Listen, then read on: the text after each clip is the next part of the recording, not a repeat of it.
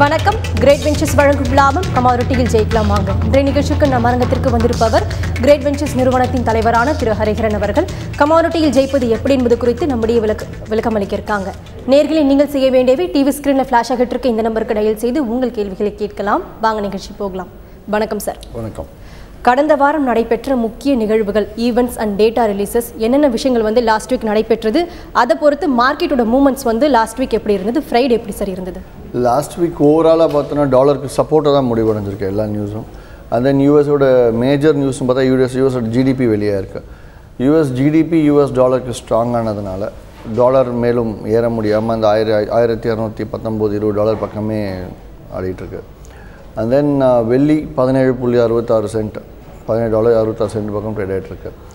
Crude ஆயிலை பொறுத்த வரைக்கும் யூஎஸ் மார்க்கெட் பெட்டராக தட் இஸ் டாலர் பெட்டராக இருக்குன்ற ஒரு செய்தி வெளியானதுனால ஆயிலோட டிமாண்ட், பெட்ரோல் டீசல் டிமாண்ட் அதிகமாக இருக்கும் அப்படிங்கிற எதிர்பார்ப்பில் யூஎஸ் எக்கானமியை பேஸ் பண்ணி மட்டும் ஆயில் வெள்ளிக்கிழமை அன்னைக்கு லெஃப்ட் ஆச்சு. And then base metals again London metal எக்ஸ்சேஞ்சில் வெள்ளிக்கிழமை அன்னைக்கு நல்லா கொஞ்சம் மேலே போயிருக்கு. ரீசன் என்னென்னா அகெயின் த யூஎஸ் மார்க்கெட்னா மேஜர் கன்சியூமர் சைனா, அதுக்கு அடுத்த பேஸ் மெட்டல்ஸ் கன்சியூமர் பார்த்தா யூரோப் ஆர் யூஎஸ், இது ரெண்டுக்குள்ளே தான் இருக்கும். ஸோ அப்படி பார்க்கும்போது யூஎஸோட ஜிடிபி பெட்டராக இருக்குது அப்படின்னா கண்டிப்பாக பேஸ் மெட்டல்ஸ் டிமாண்ட் இருக்குங்கிற எக்ஸ்பெக்டேஷனில் பேஸ் மெட்டல்ஸ் வெண்ட் அப். இதை பற்றி நம்ம தேர்ஸ்டே பேசியிருந்தோம், ஒரு சின்ன ஹிண்டே கூட கொடுத்துருந்தேன். அதன்படி பேஸ் மெட்டல்ஸும் மேலே போய் முடிஞ்சது.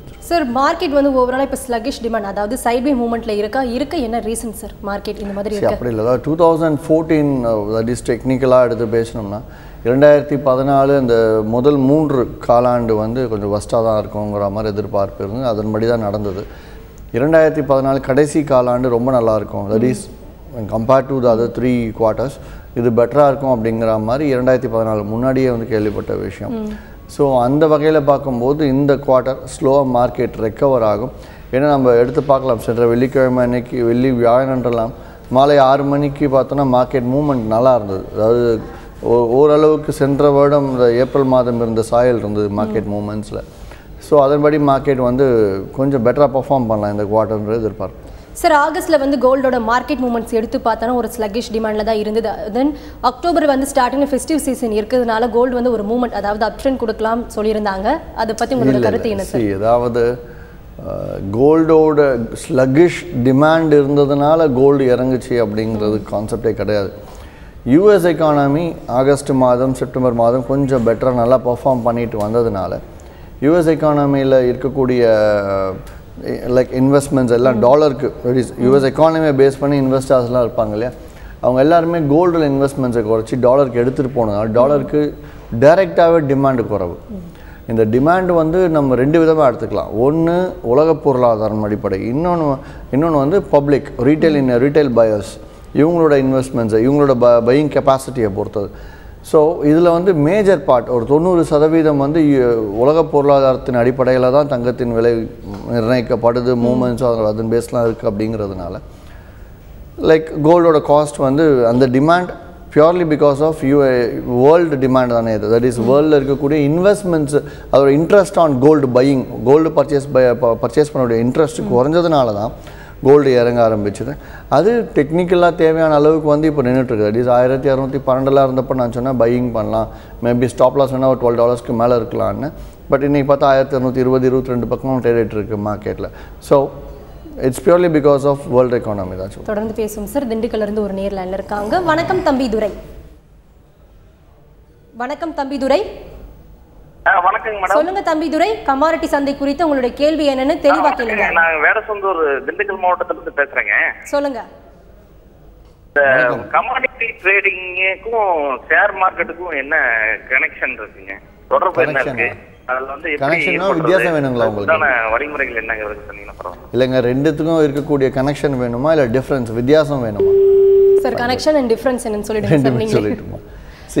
கனெக்ஷன்ஸ்னு பார்த்தா ஒன்றும் இல்லை, இன்வெஸ்டர்ஸ் ஆங்கிள் தான். அதாவது ஸ்டாக் மார்க்கெட்டில் இன்வெஸ்ட் பண்ணியிருக்கவங்க கமாடிட்டிலையும் இருக்காங்க அப்படின்னா, ஸ்டாக் மார்க்கெட் கொஞ்சம் கிராஷ் ஆகுது, மார்க்கெட் ஃபால் ஆகுது அப்படின்னும் போது அவங்களுக்கு மார்ஜின் கட்ட முடியாமல் கமாடிட்டியில் இருக்கக்கூடிய ஹோல்டிங்ஸை விற்றுட்டோ இல்லை ஷார்ட்டில் போயிருந்தால் வாங்கிட்டோ அவங்க இதுக்கு மூவ் பண்ணுவாங்க. தட் இஸ் ஸ்டாக் மார்க்கெட்டுக்கு அந்த பணத்தை மூவ் பண்ணும்போது அந்த செல் ஆஃப் கமாடிட்டியில் பாதிக்கப்படலாம். ஒன்று. இன்னொன்று எடுத்து பார்த்தோம்னா like US that is Indian economy பெட்டராக பர்ஃபார்ம் பண்ணுது, இந்தியா வந்து ஸ்ட்ராங் ஆகுது, ருப்பி வந்து ஸ்ட்ராங் ஆகுது டாலருக்கு அகெயின்ஸ்டாக அப்படின்னா ஸ்டாக் மார்க்கெட் எல்லாம் ரொம்ப நல்லா பர்ஃபார்ம் பண்ணும். ஏன்னா லைக் அக்ராஸ் இந்தியா வந்து ஸ்ட்ராங்காக, இந்தியன் எக்கானமி ஸ்ட்ராங்காக இருக்கும், அவங்களோட அந்தந்த லைக் கம்பெனிஸோட பேலன்ஸ் ஷீட்டு ஸ்ட்ராங் ஆகும் டே டு டே பேசிஸில். ஸோ அந்த மாதிரி பார்ப்போம் பங்குச்சந்தை கொஞ்சம் நல்லா பர்ஃபார்ம் பண்ணும். ஸோ ருப்பி ஸ்ட்ராங் ஆச்சு அப்படின்னா இங்கே எல்லா கமாடிட்டியோட விலையும் குறையும்.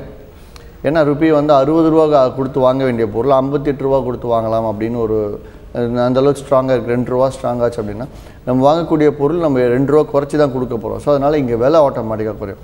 இதுதான் வந்து இதுக்கு இருக்கக்கூடிய ரிலேஷன்ஷிப்புன்னு சொன்னோம். அப்படின்னா டிஃப்ரென்ஸ் எடுத்து பார்த்தோம், வித்தியாசங்கள் எடுத்து பார்த்தோம்னா லைக் ஸ்டாக் மார்க்கெட்டில் கிட்டத்தட்ட 3000 கம்பெனிகள் இருக்குது. கமாடிட்டிஸில் மொத்தமாக நம்ம 9 கமாடிட்டி மட்டும் ஃபோக்கஸ் பண்ண போகிறோம்.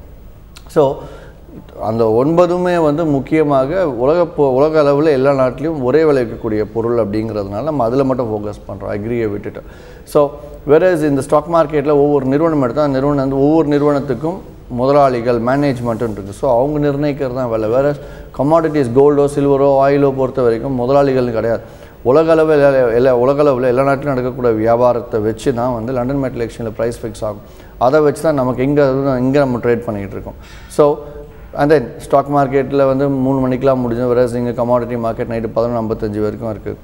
அதே மாதிரி ஆர்டிஃபிஷியல் ஸ்டாக் மார்க்கெட்டில் செயற்கையாக விலை மாற்றம் செய்யலாம், ஆனால் இங்கே கமாடிட்டி மார்க்கெட்டில் செயற்கையாக விலை மாற்றம் செய்ய முடியாது. இதெல்லாம் வித்தியாசம். கமாடிட்டி அண்ட் ஷேரில் இருக்கக்கூடிய லிங்க்ஸ் அண்ட் டிஃப்ரென்ஸ் பற்றி டீட்டெயிலாக சொன்னீங்க சார். தொடர்ந்து பேசும். மதுரையிலேருந்து ஒரு நேர் லைனில் இருக்காங்க. வணக்கம் ராஜா. வணக்கம் ராஜா சார். தொடர்பில் இல்லை sir. Gold trades near lowest level இருக்குன்னு சொல்கிறாங்க, அதை பற்றி உங்களோட கருத்து என்ன சார்? கோல்ட் ட்ரேம் அஃப்கோர்ஸ் அதான் சொல்லிட்டு இருக்கேன். $1200 அப்படிங்கிறது நல்ல பாட்டம் லெவல், அந்த ரேட்டில் வந்து ட்ரேட் ஆகிட்டு இருக்குது. 1200 பிரேக் ஆச்சுன்னா தான் வந்து இப்போ மேஜர் சப்போர்ட். இது அந்த சப்போர்ட்டை ஸ்டாப் லாஸாக வச்சுட்டு பையிங் ஹோல்ட் பண்ணலாம். அந்த சப்போர்ட் பிரேக் ஆனால் தான் நம்ம வந்து பிரேக்கே மார்க்கெட் ஒரு நாள் முடிவடைஞ்சா வேணுமானாலும் மார்க்கெட் வந்து இறங்கலாம் அப்படிங்கிற எதிர்பார்க்கலாம். அது வேற மார்க்கெட் வந்து அப் ட்ரெண்ட்ல தான் இருந்துட்டு. மேலும் பேசும் சார். நெக்ஸ்ட் காலர் லைன்ல இருக்காங்க. வணக்கம் ராஜா. ஹலோ வணக்கம் மேடம். சொல்லுங்க ராஜா, உங்க சந்தேகங்கள் என்னன்னு கேளுங்க. சார் இந்த சில்வர் வந்து இறங்கிட்டே இருக்கு, இப்ப பை பண்ணலாமா அது கேட்கணும் சார். அது நிக்கல் வந்து இப்ப இந்த லெவல்ல பை பண்ணலாமா அது கேட்கணும் sir. Okay sir, silver buy பண்ணலாமா கேட்டால் கண்டிப்பாக பை பண்ணலாம். ஆனால் முடிஞ்ச அளவுக்கு இன்ட்ராடேலே பை பண்ணி புக்கிங் பண்ணிட்டுவாங்க, கேரி ஃபார்வர்ட் பண்ண வேண்டாம் அப்படின்னா. அப்படி நீங்கள் கேரி ஃபார்வர்ட் பண்ணுறதாக இருந்துச்சு அப்படின்னா ஸ்டாப் லாஸ் கிட்டத்தட்ட வந்து 800 பாயிண்ட் ஸ்ட்ராங்கான ஸ்டாப் லாஸ் வைக்கணும்னா 38,500க்கு தான் நீங்கள் ஸ்டாப் லாஸே வைக்கணும்.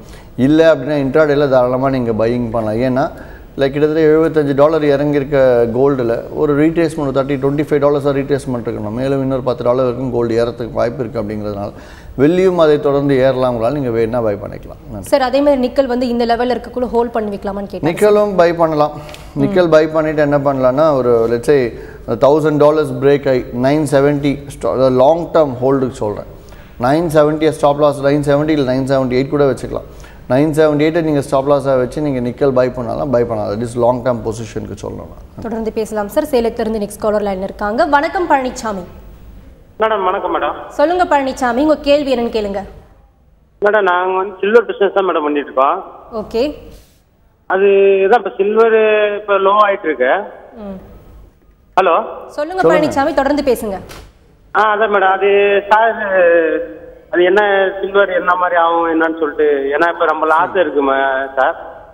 சில்வரை பொறுத்த வரைக்கும் இண்டஸ்ட்ரியல் டிமாண்ட் ரைஸ் ஆகிருக்கு. சென்ற வாரம் வெள்ளிக்கிழமை வியாழனிலிருந்து எடுத்து பார்த்தோம்னா இந்தியாவை பொறுத்தவரை இண்டஸ்ட்ரியல் டிமாண்ட் கிரியேட் ஆகுது. ஈவன் யூஎஸை பொறுத்த இண்டஸ்ட்ரியல் டிமாண்ட் பெட்டராக இருந்துகிட்ருக்கு. அப்படிங்கிறதால சில்வர் மட்டும் மேலே போகலாம் அப்படிங்கிற மாதிரி செய்தியும் வெளியே இருக்குது.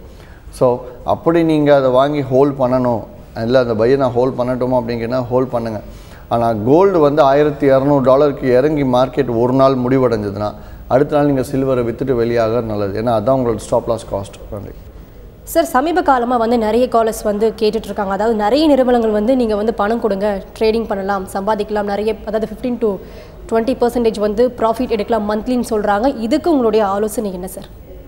சரி, இது வந்து நடுவில் கொஞ்ச நாள் இல்லாமல் இருந்தது. தட் இஸ் இந்த 2014 ஆரம்பத்துலேருந்து இல்லாமல் இருந்தது. கடந்த ஒரு காலாண்டு ஸ்லோவாக காது திருப்பி வருது. நிறைய வந்து வாங்க ஆரம்பிக்கிறாங்க, நிறுவனத்தை பேரை சொல்லியே வாங்குறாங்க அப்படின்ட்டு.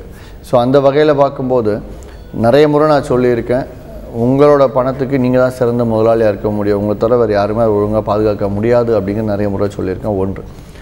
இரண்டாவது, நிறுவனங்கள் பணம் வாங்கி மாதம் கமாடிட்டி பேரை சொல்லியோ இல்லை கரன்சி பேரை சொல்லியோ ஈவன் ஸ்டாக் மார்க்கெட் பேரை சொல்லியோ நிறுவனங்கள் பணம் வாங்கி நான் ட்ரேடிங் ஸ்டாக் மார்க்கெட்டில் பிஎம்எஸ் இருக்குது, பிரச்சனை கிடையாது, ஒரு கமாடிட்டியோ இல்லை கரன்சி பேரை சொல்லியோ நீங்கள் பணம் கொடுங்க நாங்கள் ட்ரேட் பண்ணி தரோம் அப்படின்னு சொல்லிட்டு மாதம் 10% கொடுக்குறோம், 15% கொடுக்குறோம், 20% கொடுக்குறோம் அப்படின்ட்டு ஏதாவது நிறுவனங்கள் சொல்கிறதெல்லாம் அப்படி சொன்னாலும் அது வந்து முழுக்க ஒன்று போலி நிறுவனமாக இருக்கணும், இல்லை நிஜமான ரிஜிஸ்டர்ட் நிறுவனமாக இருந்தாலும் அது வந்து எம்சிஎக்ஸோட ரூல்ஸுக்கு அப்பாற்பட்ட விஷயம். அதாவது எம்சிஎக்ஸ் வந்து வாங்கக்கூடாதுன்னு சொல்கிற இடத்துல அவங்க வாங்கியிருக்காங்க, அது பெரிய தவறு. அதனால் வந்து அந்த மாதிரியும் கொடுக்கக்கூடாது. ஈவன் அவங்க செக் கொடுத்தாலும் சரி, அக்ரிமெண்ட் போட்டு கொடுத்தாலும் நம்பாதீங்க, ஏமாற்றம் உங்களுது தான். கடைசியில் பணம் ஒரு 2 மாதம் 4 மாதம் 5 மாதம் வரைக்கும் வரும், அதுக்கப்புறம் ரிட்டர்ன் இல்லாமல் போய்டும். ஒன்று. இரண்டாவது, லைக் நீங்களாக ட்ரேட் பண்ண பழகுங்க. அதாவது கமாடிட்டி கரன்சியில் நீங்களாக மாதம் 10% சம்பாதிக்கிறதுக்கு கிரேட் வெஞ்சர்ஸில் முடிஞ்ச அளவுக்கு எல்லா விதமான ஆலோசனைகளும் கொடுத்துட்ருக்கோம். அதை வச்சு ட்ரேட் பண்ணி எவ்வளோ பேர் லாபம் எடுத்துகிட்டு இருக்காங்க. அந்த மாதிரி வந்தீங்கன்னா காலத்துக்கும் நீங்கள் சம்பாதிக்கலாம் உங்கள் பணத்தை வச்சு. சார், தொடர்ந்து இந்த போலி நிறுவனங்கள் வந்து எப்படி கண்டுபிடிக்கிறது என்பதை பற்றி தொடர்ந்து பேசலாம் சார். அடுத்த நேரில் என்ன இருக்காங்க? வணக்கம் முருகேசன். மேடம் வணக்கங்க. சொல்லுங்க முருகேசன், உங்க சந்தேகங்கள் என்ன? கமாடிட்டி சந்தை குறித்து கேள்வி கேளுங்க. ஒரு சின்ன டவுட்டுங்க. கேளுங்க சார். சொல்லுங்க சார். வணக்கங்க. வணக்கம் முருகேசன், உங்க கேள்வி என்னன்னு கேளுங்க. கேக்குறேங்க சார். ஏன் தங்க விலை கிடுகிடுன்னு ஏறுதுங்க, ஏன் குறையுதுங்க, என்ன காரணங்க? ரைட், கிடுகிடுலாம் ஏறலைங்க, அது 11 வருஷமாக படிப்படியாக ஏறினது. 2001 கொஞ்சம் கொஞ்சமாக 2001 தங்கத்தோட விலை என்ன கிராம் கிட்டத்தட்ட வந்து 500 600 இருந்துட்டு இருந்தது. அங்கேருந்து ஏற ஆரம்பித்து படிப்படியாக 3200 வரைக்கும் போயிட்டு இப்போ லைக் அது 11 வருட சைக்கிள்னே சொல்லுவோம். தங்கத்தின் தொடர்ந்து ஏறுறது இறங்க ஆரம்பித்தது 2012 டிசம்பர் மாதம், நவம்பர் டிசம்பர்லேருந்து இறங்க ஆரம்பித்தது. 4 வருடம் வந்து டவுன் ட்ரெண்டுன்னு சொல்லுவோம். ஸோ அந்த டவுன் ட்ரெண்டை இப்போ கொடுத்துருச்சு, மோர்லெஸ் நல்ல ஒரு வீழ்ச்சியை கொடுத்துருக்கு. அதாவது $1920 $1220 வரைக்கும் மார்க்கெட் ஃபால், கிட்டத்தட்ட $700. அதாவது 30% மேலே கிட்டத்தட்ட வந்து 40% வீழ்ச்சியை கொடுத்துருக்கு சென்ற 2 வருடத்தில் மட்டும், 2-3 வருடத்தில் மட்டும். இதெல்லாம் நம்ம கவனிக்கிறோம். ஸோ இது ஏன் ஏறுது ஏன் இறங்குது டெக்னிக்கலாக சொல்லிட்டேன். காரணம் உங்களுக்கு தெரிஞ்சுக்கணும்னு நினச்சிங்கன்னா, தங்கத்தோட விலை நிர்ணயிக்கப்படுறது முழுக்க உலக பொருளாதாரத்தை வச்சு தான். உலக பொருளாதாரம் பலகீனமாக இருந்துச்சு, உலக பொருளாதாரத்தில் முக்கியமான நாடுகள் எதுவும் பிரச்சனைக்கு உள்ளாகி இருந்தது அப்படின்னா அதற்கு அமெரிக்கா சப்போர்ட் செய்தால், அதாவது அந்த பிரச்சனைக்குள்ளே அமெரிக்கா இறங்கி அவங்களோட பொருளாதாரத்தையும் அதில் செலவழித்தால் டாலர் பலகீனமாகலாம். டாலர் பலகீனமாக ஆக கோல்டோட விலை ஏற ஆரம்பிக்கும். ஒன்று. அதே வந்து டாலர் ஸ்ட்ராங் ஆச்சுன்னா கோல்டோட விலை இறங்க ஆரம்பிக்கும். நீங்கள் கவனிக்கலாம், கோல்டோட விலை ஏறுற வரைக்கும் டாலரோட மதிப்பு 48 ரூபா தான் இருந்தது. கோல்டோட விலை இறங்க ஆரம்பித்ததும் டாலரோட மதிப்பு நம்ம ரூபி கணக்கில் பார்த்தா 62 ரூபா வரைக்கும் போகுது. ஸோ இது முழுக்க அமெரிக்க பொருளாதாரத்தை பேஸ் பண்ணி தான் நடந்துட்டு. அமெரிக்க பொருளாதாரம் அகெயின் அது முக்கியமான இந்த கிரேட் 7 கிரேட் 8 கண்ட்ரிஸ் சொல்லுவோம் இல்லையா, அந்த நாடுகளோட எக்கானமியை பொறுத்து தான் அமெரிக்க பொருளாதாரம் நிர்ணயிக்கப்படுறது.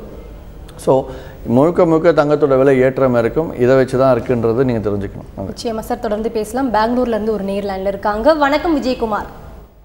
வணக்கம் மேடம். சொல்லுங்க விஜயகுமார், பேசுங்க. வணக்கம் சார். வணக்கம் சார். இப்போ ஆக்சுவலாக போன வாரத்துல இருந்து பார்த்தீங்கன்னா இப்போ டாலர் வந்து கெயின் ஆகிட்டே இருக்கு, இந்தியன் ருப்பி வீக்காக இருக்கு. ஸோ அரௌண்ட் $1,000 பக்கம் மேலே ஏறி இருக்குங்க. இன்னும் மேலே போகிறதுக்கு உண்டான சான்சஸ் இருக்குங்களா? ஏன்னா இப்போ நான் சில்வர் வந்து இப்போ இனிமேட்டு சப்போஸ் கோல்டே வச்சுக்கலாம், இப்போ எவ்ரி ஹையர் லெவலில் செல் பண்ணி ஹோல்ட் பண்ணிக்கலாங்களா அப்படிங்கிறது எனக்கு கொஞ்சம் விவரமாக சொல்ல முடியுங்களா? நான் அப்புறம் டிவி பார்த்து தெரிஞ்சுக்கிறேன். சரி, இதாவது கோல்டோ இல்லை சில்வரோ ஓரளவு பாட்டம் லெவலில் ஃபார்ம் ஆகிருக்கு. இந்த இடத்துல போயிட்டு நீங்கள் ஏற செல் போகலாமா அப்படின்னு கேட்குறது தவறு, அதை செய்யாதீங்க. ஒன்று. இரண்டாவது, சென்ற வாரம் யூஎஸோட ஜிடிபி நல்லா இருக்குன்ற செய்தி வெளியானதுனால தான் டாலர் ஸ்ட்ராங் ஆகிட்டுருக்கு. அதனோட தாக்கம் இந்த வாரம் சிறிதளவு இருக்கும். அதனால் கோல்டு சில்வர் லைட்டாக பவுன்ஸே மேலே போகிறதுக்கான வாய்ப்புகள் இருக்குங்கிறது நீங்கள் தெரிஞ்சுக்கணும். நன்றி. அகைன் ஸோ டாலர் வேல்யூ வந்து ஏறதுக்கு வாய்ப்பு இருக்குன்னு சொல்றாங்க. ஒரு வார இறுதியில் தான் ஏறுச்சு ப்ராப்பராக. அதனால் இந்த வாரம் அந்த தொடக்கம் இருக்கும். மேலும் பேசும் சார். கோவிலிருந்து நெக்ஸ்ட் காலர் லைனில் இருக்காங்க. வணக்கம் மணிகண்டன். வணக்கம். மணிகண்டனுங்க. ஒரு பேசுங்க மணிகண்டன். சார் வணக்கங்க. வணக்கம் சார். அதாவது சார் இப்போ கமாடிட்டி மார்க்கெட்டுக்கு ஒரு ட்ரேடர் புதுசாக வர்றதா இருந்தா அவர் முதல் என்ன கற்றுக்கணும் இந்த மார்க்கெட் பற்றி, அதாவது இன்டர்நேஷ்னல் மார்க்கெட்டுன்னு முதல் தெரியும். அதுக்கு அடிப்படை எவ்வளோ நாள் எடுக்குங்க? அதை கற்றுக்கிட்டு வந்து செஞ்சாங்கன்னா ஓரளவுக்கு ஷைன் ஆக முடியுங்க. அதுக்கு கொஞ்சம் ஒரு ஐடியா. சரி, முக்கியமாக கமாடிட்டி மார்க்கெட்டுக்கு வரனா எந்த நிறுவனத்தை சூஸ் பண்ணணும்னு முதல்ல கற்றுக்கணும். அதுக்கப்புறம் தான் வந்து அது மார்க்கெட்டுக்குள்ளே இறங்கணும்னு சொல்லுவேன். ஸோ அது அவங்கள பொறுத்த விஷயம். எந்த நிறுவனம் சரியான முறையில் அளவுகள்லாம் கொடுக்குறாங்க, எந்த நிறுவனம் சரியான முறையில் மாதம் 8லேருந்து 10% எடுக்க முடியும்னு ப்ரூவ் பண்ணுறாங்க. ஃபார் எக்ஸாம்பிள் இப்போ கிரேட் வெஞ்சர்ஸ்லாம் லைவாகவே ட்ரேட் பண்ணுறோம். நாங்கள் லைவ் ட்ரேடிங் செஷன் கிட்டத்தட்ட 20 இடத்துல நடத்தி 20 இடத்துலையும் நாங்கள் செய்யலை. வந்த வாடிக்கையாளர்கள் ஈவன் மற்ற நிறுவனத்தில் ட்ரேடிங் பண்ணுறவங்களும் கலந்து தான் இதில் செஞ்சு லாபம் எடுத்து காட்டினாங்க. ஸோ அந்த அளவுக்கு கிரேட் வெஞ்சர்ஸோட லெவல்ஸ் ஸ்ட்ராங்காக இருக்கும். ஸோ ஃபஸ்ட்டு நிறுவனத்தை எப்படி தேர்ந்தெடுக்கிறது, அதுக்கப்புறம் மாதம் என்ன வருமானம் வேணும் அப்படிங்கிற முடிவெடுக்கணும். மாதம் எனக்கு 20,000 வேணும்னா 10 மடங்கு முதலீடு செய்யணும். அதாவது 2 லட்சம் முதலீடு செய்யணும் ட்ரேடிங் பண்ணணும் அப்படின்னா. இன்கேஸ் 10,000 போதும் அப்படின்னா 1 லட்சம் முதலீடு செஞ்சால் போதும். அதே 5,000 வேணும்னா 50,000 முதலீடு செஞ்சால் போதும். அதுக்கு தகுந்த மாதிரி எந்த கமாடிட்டியில் ட்ரேட் பண்ணணும் அப்படின்னு சொல்லிட்டு நிறுவனங்கள் லைக் கிரேட் வெஞ்சர்ஸோட இருக்கக்கூடிய எல்லா கிளைகள் மண்டல அலுவலகம் போனாலும் கண்டிப்பாக அவங்களே சொல்லுவாங்க இந்த இன்வெஸ்ட்மெண்ட்டுக்கு எந்தெந்த கமாடிட்டி எடுத்து பண்ணலாம்ட்டு. அதை எப்படி ட்ரேட் பண்ணுறது அப்படிங்கிறது டெக்னிக்கலான விஷயங்கள் கிரேட் வெஞ்சர்ஸ் சொல்லி கொடுத்துட்டே இருப்போம். இது இல்லாமல் தான் நீங்கள் கேட்ட அந்த அடிப்படை செய்திகள் என்னெல்லாம் தெரிஞ்சுக்கணும். நீங்கள் கடைசியாக ஏதாவது கடைசி முக்கியத்துவம் கொடுக்கக்கூடிய பாயிண்ட் தான் நீங்கள் மேஜராக கேட்டீங்க. அந்த பாயிண்ட்டை அடிப்படை செய்திகள் ஆரம்பத்தில் கவனிக்க தேவையே கிடையாது. கடைசியில் என்ன ஏதுன்னு ஜஸ்ட் மைண்டில் போட்டுக்கிட்டே வந்தால் போதும். அதை வச்சு நம்ம ட்ரேடிங் டெசிஷன் எடுத்து ட்ரேட் பண்ணோம் அப்படின்னா கண்டிப்பாக லாபம் கிடைக்காது, நஷ்டமாகிறதுக்கு வாய்ப்புகள் அதிகமாக இருக்குது. நன்றி சார். தொடர்ந்து பேசலாம். அடுத்த நேர் லைன்ல இருக்காங்க. வணக்கம் செந்தில். வணக்கம் மேடம். சொல்லுங்க செந்தில். சார்ட்ட பேசணும் மேடம். பேசுங்க சார். வணக்கம் சார். வணக்கம் சார். அதாவது இந்த பொசிஷனல் கால்னு சொல்றீங்கல்ல, பொசிஷனல் கால்ல இப்போ ஒரு கால் பொசிஷன்ல எடுக்கும்போது அதுக்கு அன்னைக்கு தான் ஸ்டாப் லாஸ் யூஸ் பண்ண முடியும். மறுநாள் அதுக்கு ஸ்டாப் லாஸ் யூஸ் பண்ண முடியாது. காலையில ஓப்பன்லயே ஒரு 2 வருஷத்துக்கு முன்னாடி சில்வர் பாத்தீங்கன்னா 4% ஃப்ரீஸ் ஆச்சு, 8% ஃப்ரீஸ் ஆச்சு. இந்த மாதிரி சம்பவம் நடந்துச்சு ஓப்பனிங்லயே, மார்க்கெட் ஓப்பனிங்லயே கேன்சல் ஆயிடும் ஸ்டாப் லாஸ். பொசிஷனல் கால் பெரிய இழப்பை ஏற்படுத்த வாய்ப்பு இருக்கு இல்லைங்களா? அது ஒரு டவுட் இருக்கு. அந்த மாதிரி ஸ்டாப் லாஸ் யூஸ் பண்ண முடியல. அதுக்கு அடுத்த டவுட் என்னன்னா, அடுத்த விஷயம் என்னன்னா, டி பிசினஸ் இந்த மாதிரி இங்கிலீஷ் சேனல்லாம் பாத்தீங்கன்னா முழுக்க மார்க்கெட்டை பத்தியே அனௌன்ஸ் கொடுத்துக்கிட்டே இருப்பாங்க. அத மாதிரி தமிழ்நாட்டுல ஒரு சேனல் வர வாய்ப்பு இருக்கா? இது அடுத்த ஒரு வேற டிவியில பாருங்க. Okay sir. சரி, அதாவது முதல் கேட்ட கேள்வி பொசிஷனல் கால். ஆல்ரெடி நிறைய முறை பொசிஷனல் கால் எடுக்காதீங்க தான் சொல்லிகிட்டு இருப்பேன். பட் யாராவது கேட்கறதுக்காக நான் நல்ல பாட்டம் கிடச்சா மட்டும் பொசிஷன் சொல்கிறது. நீங்கள் சொன்ன மாதிரி பொசிஷன் கால் எடுக்கும்போது ஸ்டாப் லாஸ் கரெக்டாக போட்டால் அடுத்த நாள் அந்த டிபிஆர்னு சொல்லுவோம், டெய்லி ப்ரைஸ் ரேஞ்ச், நீங்கள் போட்ட ரேட்டுக்கு மேலேயோ இல்லை ரேட்டுக்கு கீழேயோ அந்த டிபிஆர் ரேஞ்ச் இருந்துச்சு அப்படின்னா கண்டிப்பாக நீங்கள் போட்ட ஸ்டாப் லாஸ் ஆர்டர் கேன்சல் ஆகும். மீண்டும் நீங்கள் அந்த ஸ்டாப் லாஸ் ப்ளேஸ் பண்ணி ஆகணும். இது எக்ஸ்சேஞ்சோட நார்ம்ஸ், ஒன்றும் பண்ண முடியாது. அது அதனால தான் சொல்கிறது, பொசிஷனல் கால் எடுக்கிறதாக இருந்ததுன்னா நீ ரொம்ப கிளியராக டெய்லி மார்க்கெட்டை வாட்ச் பண்ணி டெய்லி நீங்கள் அந்த ஸ்டாப் லாஸ் இருக்கான்னு செக் பண்ணிகிட்டே போக வேண்டிய உங்களோட கடமை ஒன்று. இரண்டாவது கேள்விக்கு யாராவது முன் செஞ்சால் தான் உண்டு. மேலும் பேசும் சார். சேலத்திலிருந்து நெக்ஸ்ட் காலர் லைனில் இருக்காங்க. வணக்கம் சந்தோஷ். வணக்கம் மேடம். சொல்லுங்க சந்தோஷ், கமாடிட்டி சந்தை குறித்து உங்கள் கேள்வி என்னன்னு கேளுங்க. சார், நாங்கள் சேலத்துலேருந்து கால் பண்ணியிருக்கேன். நாங்கள் சில்லர் பிஸ்னஸ் தான் பண்ணிட்டு இருக்கிறோம். சார்கிட்ட பேசலாம்னு நினைக்கிறேன் மேம். தொடர்ந்து பேசுங்க சந்தோஷ். சார்கிட்ட பேசணும். சொல்லுங்க சந்தோஷ். சார் வணக்கம் சார். இப்போ 2011ல பாத்தீங்கன்னா 2011ல டிராவல் பண்ணி 2012 வரைக்கும் 2011 2012 வரைக்கும் சில்வரோட ரேட்டு ஹை ரேட்டா 76,000 வரைக்கும் எம்சிஎஸ்ல தொட்டுட்டு வந்தது. பாயிண்ட் 48 பாயிண்ட் வரைக்கும் எம்சிஎஸ் பாயிண்ட் வரைக்கும் போயிட்டு வந்தது சார். இப்போ சில்வர் ரேட்டோட பாத்தீங்கன்னா 41 ரூபா 41 ரூபா 39 ரூபா வரைக்கும் டிராவலிங்ல இருக்கு. இப்போ இந்த ஹைக்கும் லோவுக்கும் அமெரிக்கன் டாலர் மட்டும்தான் காரணம்னு சொல்றீங்களா சார்? சரி, அமெரிக்கா மட்டும் காரணம் இல்லை. அது நான் சொன்ன விளக்கத்தை நீங்கள் நல்லா கவனிக்கணும். அமெரிக்காவை சார்ந்த மற்ற பொருளாதாரங்கள், அதாவது நாடுகள், மற்ற முக்கியமான நாடுகள், அதாவது கிரேட் 7 கண்ட்ரீஸ், கிரேட் 8 கண்ட்ரீஸ் நம்ம சொல்லுவோம் இல்லையா, டெவலப்டு நேஷன்ஸ்னு சொல்லுவோம், வளர்ந்த நாடுகள், வளர்ந்து வரும் நாடுகள். இந்த நாடுகளோட பொருளாதார நிலைமை எப்படி இருக்குன்றதை வச்சு தான் அமெரிக்காவோட பொருளாதாரம் தாக்கம் இருக்கும். ஸோ ஏன்னு கேட்டோம்னா, எல்லா நாடுகளும் டாலர்லேயே வியாபாரம் செய்கிறதுனால அந்த டாலரை தான் நம்ம முக்கியமான ஒரு கருவியை யூஸ் பண்ணுறதுனால அதை வச்சு தான் அமெரிக்க பொருளாதாரத்தோட முடிவு எடுக்கப்படுங்கிறதுனால அமெரிக்க பொருளாதாரத்தை தாக்கும். அந்த அமெரிக்க டாலரை வச்சு தான் கோல்டோட விலை நிர்ணயிக்கப்படும், சில்வர் விலை நிர்ணயிக்கப்படும். டைரெக்டாக அதை வச்சு நிர்ணயிக்கப்படுறதில்ல. தங்கம் விலை ஏறினால் தராசில் ஒரு பக்கம் டாலர், ஒரு பக்கம் நம்ம தங்கத்தை வைக்கலாம். தராசு ஒரு பக்கம் கோல்டு ஏறுனா டாலர் விலை இறங்கும், டாலர் ஏறுச்சுன்னா கோல்டு விலை இறங்கும். இதுதான் ஒரு தம் ரூல்னே சொல்லலாம். அதன்படி தான் தங்கம் இறங்குச்சு அப்படின்னா அடுத்த தங்கத்தோட இமீடியட் பிரதர்னு சொல்லுவோம், அதாவது சில்வர். தங்கம் இறங்கினா சில்வர் எப்போவுமே ரெண்டுமே கிட்டத்தட்ட 90% ஒரே மாதிரி தான், ஒரே போக்கில் தான் இருக்கும், சம்டைம்ஸ் தான் மாறும். அந்த வகையில் கோல்டும் கிட்டத்தட்ட 40% இறங்கினதால அதே மாதிரி சில்வரும் அந்த ஒரு 30-40% வீழ்ச்சியை கொடுத்துருக்கு, வேற ஒன்றும் இல்லை. நன்றி. தொடர்ந்து பேசலாம் சார். கோவிலிருந்து அடுத்த நேர் லைனில் இருக்காங்க. வணக்கம் கார்த்திக். வணக்கம் மேடம். சொல்லுங்க கார்த்திக், உங்க கேள்வி என்னன்னு கேளுங்க. மேடம் இப்போ என்னன்னா ஃபாரெக்ஸ் ட்ரேடிங் என்னோட நண்பர்கள் எல்லாம் பண்ணிட்டு இருக்காங்க. சொல்லுங்க. அவங்க என்னன்னா வணக்கம் சார். வணக்கம், சொல்லுங்க சார். ஃபாரெக்ஸ் ட்ரேடிங் இருக்குதுல்ல சார், அது என்னன்னா நண்பர்கள் எல்லாம் பண்ணிட்டு இருக்காங்க. என்னன்னா அதை பத்தி மார்க்கெட்டை பத்தி எல்லாம் அவங்களுக்கு தெரியாது. ஆனா அவங்க கிராஃப் பார்த்து பண்றேன், அந்த கேண்டில் வச்சு பண்றேங்கிறாங்க. ஃபாரெக்ஸ் ட்ரேடிங்னா எந்த எக்ஸ்சேஞ்சில் பண்றாங்கன்னு சொல்ல முடியுமா? எந்த எக்ஸ்சேஞ்சுன்னு எனக்கு தெரியல சார். உங்களுக்குன்னு இல்லை, ஃபாரெக்ஸ் ட்ரேடிங் பண்ணுறவங்க எல்லாருக்குமே தெரியாது எந்த எக்ஸ்சேஞ்சில் பண்ணுறாங்கன்ட்டு. ஏன்னா அவங்க எக்ஸ்சேஞ்சில் ட்ரேட் பண்ணால் தானே அவங்க தெரியறதுக்கு. அவங்க எக்ஸ்சேஞ்சிலே ட்ரேட் பண்ணலாம். அது 90% ஃபாரெக்ஸ் ட்ரேடிங் பண்ணுறதாக நிறைய ஏதாவது இருக்கக்கூடிய 50 நிறுவனங்கள் ஏதாவது இருந்தால் 50மே போலி நிறுவனங்கள் தான், ஃபாரெக்ஸ் பேரை சொல்லி பணம் வாங்குறது. ஸோ அதில் அது முழுக்க டப்பா ட்ரேடிங் தான் நடக்குது. ஒவ்வொரு வியாபாரமும் எக்ஸ்சேஞ்சுக்கு போகாது, நம்பர் 1. இரண்டாவது, டைரெக்டாக நீங்கள் ஃபாரெக்ஸ் ட்ரேடிங் பண்ணால் இங்கே ஃபாரெக்ஸ் ட்ரேடிங்க்கு இங்கே ரெஜிஸ்டர்ட் புரோக்கரே கிடையாது, இருக்க முடியாது.